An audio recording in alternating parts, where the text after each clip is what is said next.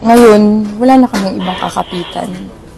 Kung hindi kaming 5. So,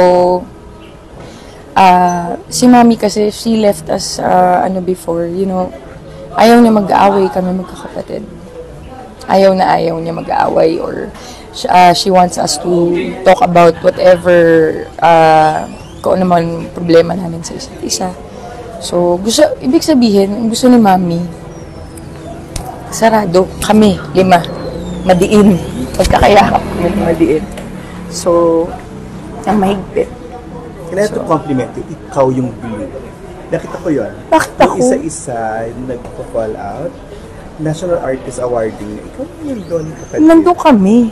Di ba Pero ikaw yung talagang everybody was, po kasi nun. consistently Wala.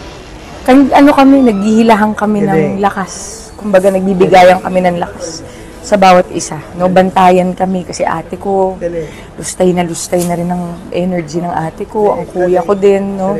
Mga kapatid si Kiko at si Ken, tapos may mga anak pa kami na nandito din. So, we have to take care of the kids also.